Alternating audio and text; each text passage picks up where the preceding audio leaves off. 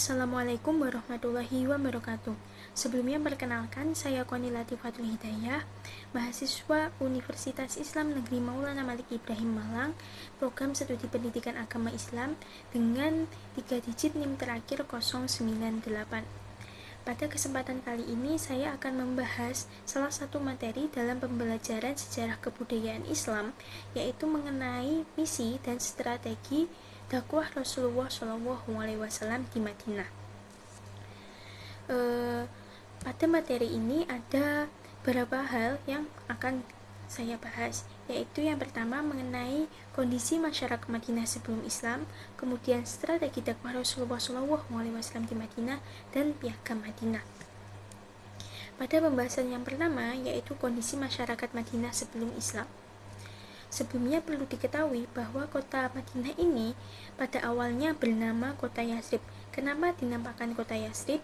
Karena orang yang pertama kali tinggal di kota ini itu bernama Yasrib bin Qaid bin Ubel bin Aus bin Amalik bin Lawul bin Iram, yang merupakan salah satu anak keturunan dari Sam, putra Nabi Nuh alaihi salam.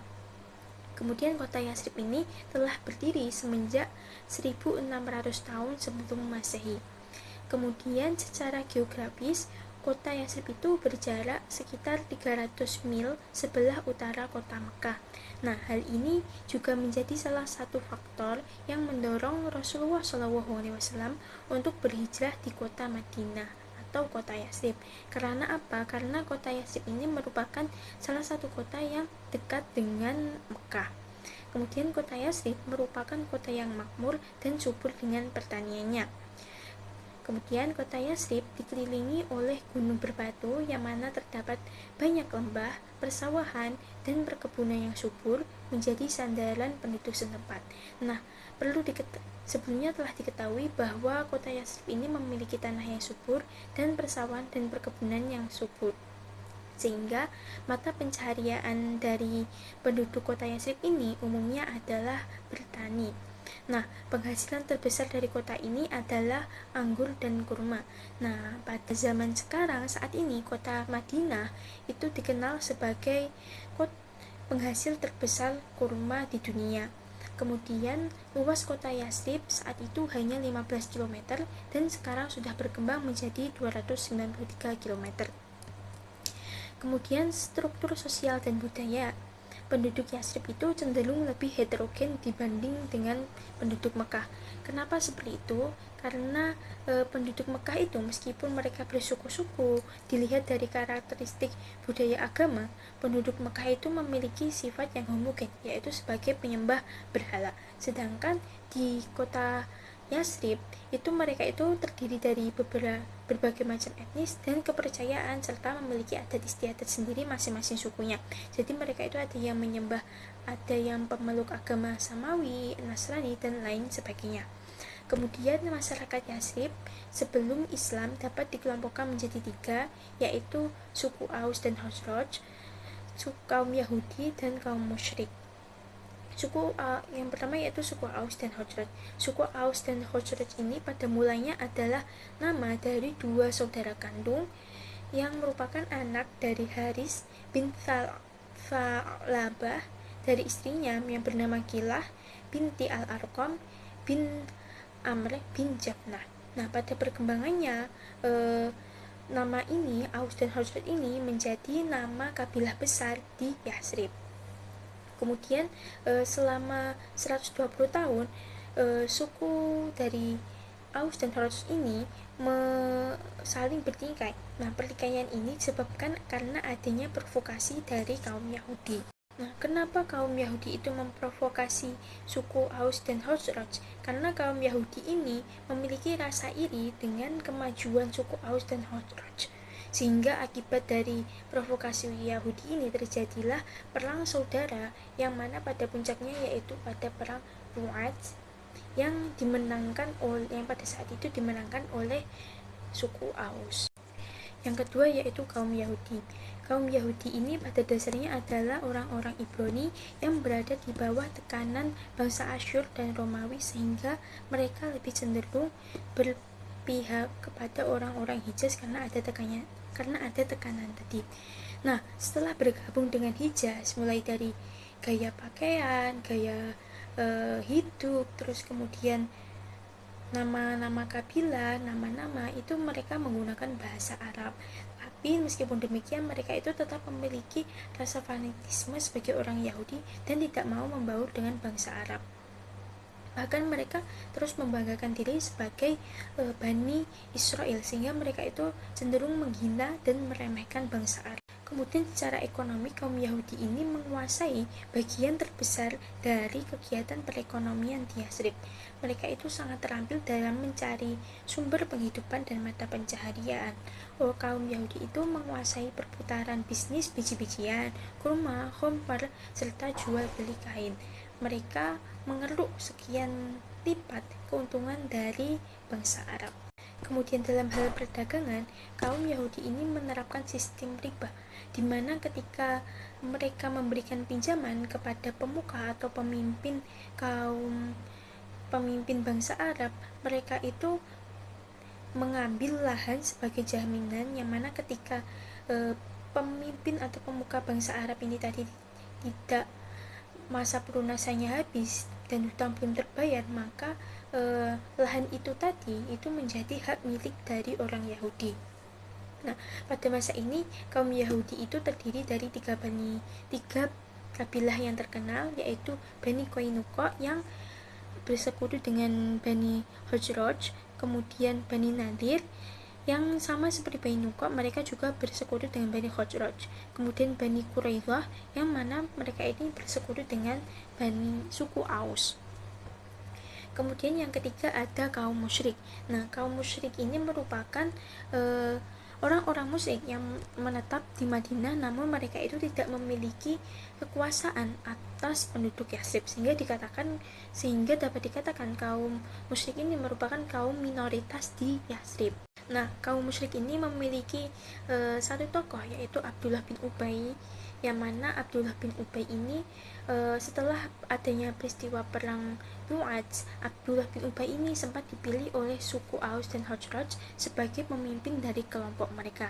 Namun setelah kedatangan Rasulullah SAW ke Mekah, Abdullah bin Ubay ini merasa tersaingi dengan adanya kedatangan Rasulullah SAW, sehingga dia merasa akan dirampas haknya gitu oleh Rasulullah SAW, sehingga dia itu menyimpan benih-benih permusuhan dalam dirinya.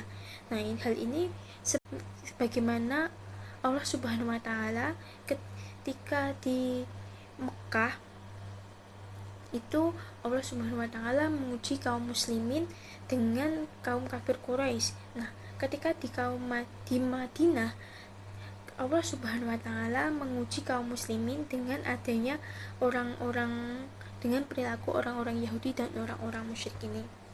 Nah, selanjutnya kesimpulan dari kondisi masyarakat Madinah sebelum kedatangan Islam dapat dilihat pada peta konsep ini, yang mana menurut saya itu ada dua sisi, yaitu sisi negatif dan sisi positif. Sisi positifnya, mereka itu bertani, perekonomian maju, kemudian memiliki tanah yang subur, kemudian komoditas pertanian juga melimpah. Sedangkan sisi negatifnya, seperti yang dikatakan tadi, bahwa kaum Yahudi itu menerapkan sistem riba dalam perdagangannya, kemudian sering bertingkai, kemudian adanya adu domba, kemudian adanya peperangan antar suku. Pembahasan yang kedua yaitu mengenai strategi dakwah Rasulullah SAW di Madinah.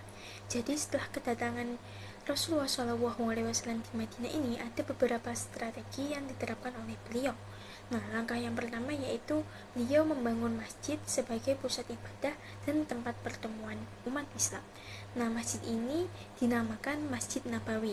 Jadi sebelumnya Masjid Nabawi ini dibangun di tanah milik dua orang anak yatim yang bernama Sahal dan Suhel, yang mana tanah tersebut telah dibeli oleh Rasulullah SAW seharga 10 dinar. Meskipun pada awalnya Sahal dan Suhel ini ingin memberikan tanah ini sebagai hadiah kepada Rasulullah SAW, namun telah ditolak oleh Rasulullah SAW. Kemudian Masjid di sini bukan hanya sebagai pusat ibadah, tetapi juga sebagai pusat kegiatan dakwah, pendidikan, pengajaran keagamaan, ke tempat pengadilan berbagai perkara yang muncul di masyarakat, dan sebagai tempat musyawarah dan lain sebagainya.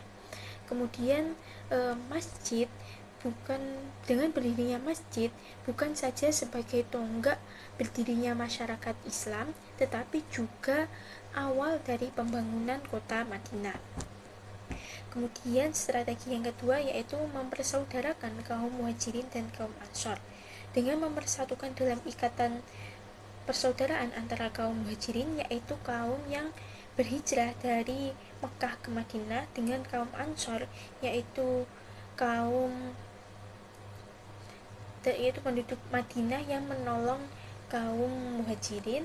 Maka Rasulullah SAW telah menciptakan suatu persaudaraan baru, yaitu persaudaraan yang berdasarkan iman atau agama, yang menggantikan persaudaraan yang berdasarkan dengan darah. Nah, persaudaraan yang berdasarkan agama itu lebih kuat daripada persaudaraan yang berdasarkan dengan darah. Kemudian yang ketiga, Rasulullah SAW membentuk Piagam Madinah atau perjanjian dengan masyarakat Yahudi Madinah. Nah, hal ini akan diterangkan pada pembahasan setelah ini. Kemudian yang keempat yaitu mempersatukan suku Aus dan juga suku Khosraj. Nah, dua suku yang sering bertingkai karena adanya provokasi dari kaum Yahudi ini kemudian disatukan oleh Rasulullah SAW menjadi, sehingga mereka perlu menjadi kaum Ansor yang menolong hijrahnya Rasulullah SAW. Untuk memperkuat persatuan di antara mereka dengan suku-suku lainnya berada di Madinah, Rasulullah SAW membuat konstitusi yang akan disampaikan pada pembahasan selanjutnya, yaitu Piagam Madinah itu tadi. Nah, kenapa Rasulullah SAW mempersatukan kaum suku Aus dan suku Khazraj ini? Karena dikhawatirkan jika mereka tidak disatukan maka akan menimbulkan pertikaian di Madinah tadi, sehingga menimbulkan suasana yang tidak nyaman dan akan mengganggu kedamaian yang ada di kota Madinah. Nah, pada pembahasan selanjutnya yaitu mengenai Piagam Madinah. Jadi, Piagam Madinah itu merupakan perjanjian yang dibuat oleh Rasulullah SAW untuk menyatukan penduduk Madinah, mengatur hubungan antara kaum Muslim, Yahudi, dan suku-suku lain.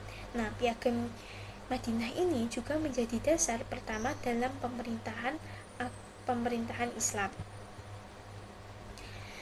Piagam Madinah itu adalah sebuah perjanjian tertulis yang disusun oleh Rasulullah SAW pada tahun 622 Hijriah, atau sekitar pada waktu itu ketika Rasulullah SAW berada di Madinah kurang dari 2 tahun. Jadi ketika kurang dari 2 tahun itu Piagam Madinah sudah terbentuk seperti itu.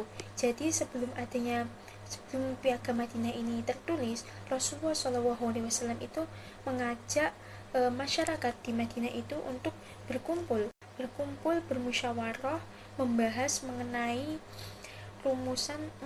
merumuskan pokok-pokok pemikiran yang akan dijadikan undang-undang.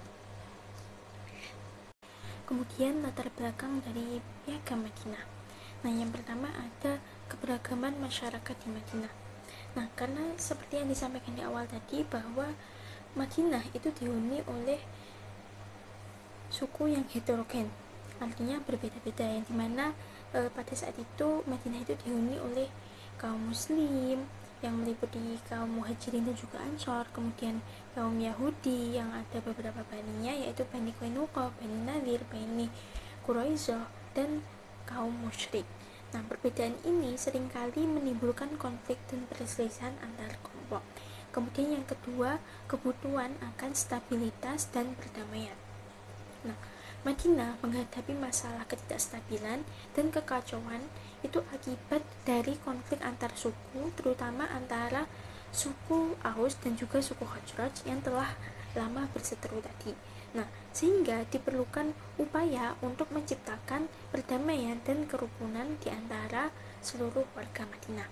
Kemudian yang ketiga, adanya ancaman dari luar Madinah. Madinah juga menghadapi ancaman dari luar, terutama dari kaum Quraisy yang di Mekah yang memusuhi kaum muslim. Ancaman ini mendorong perlu adanya persatuan dan kerjasama antar kelompok masyarakat di Madinah untuk menghadapi musuh bersama. Kemudian yang keempat, peran Nabi Muhammad SAW sebagai pemimpin. Nabi Muhammad SAW sebagai pemimpin yang dihormati oleh berbagai kelompok masyarakat di Madinah tentunya memiliki peran penting dalam menyusun Piagam Madinah. Nah, kemudian Piagam Madinah ini merupakan hasil musyawarah dan kesepakatan antara Nabi Muhammad SAW dengan perwakilan dari berbagai kelompok masyarakat yang ada di Madinah. Nah, keempat poin inilah yang menjadi latar belakang dari penyusunan Piagam Madinah.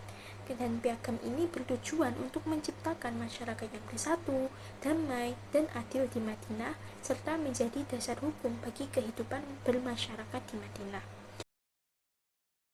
Kemudian selanjutnya yaitu inti dari Piagam Madinah, yang mana yang pertama yaitu kaum Yahudi beserta kaum Muslim wajib turut serta dalam peperangan.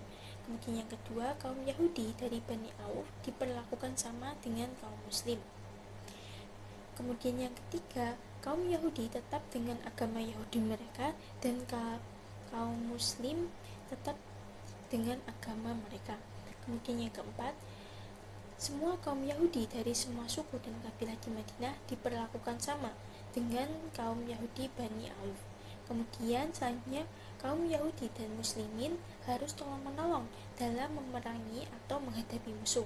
Kemudian selanjutnya, kaum Yahudi dan Muslimin harus senantiasa saling berbuat kebajikan dan saling mengingatkan ketika terjadi penganiayaan atau kezaliman.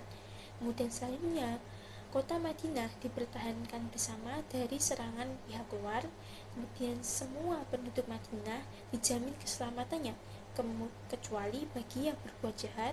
Kemudian Nabi Muhammad Rasulullah SAW adalah pemimpin umum untuk seluruh penduduk Madinah. Nah, kemudian pesan-pesan yang terkandung dalam Piagam Madinah ada beberapa pesan. Yang pertama yaitu persatuan umat, kemudian persaudaraan, persamaan derajat, kebebasan, kerukunan antar umat beragama, berbuat baik kepada tetangga, tolong-menolong, dan perdamaian. Sekian dari saya. Apabila ada kurang lebihnya, apabila ada kekurangan, saya minta maaf. Wabillahi taufiq wal hidayah, waridho wal inayah. Wassalamualaikum warahmatullahi wabarakatuh.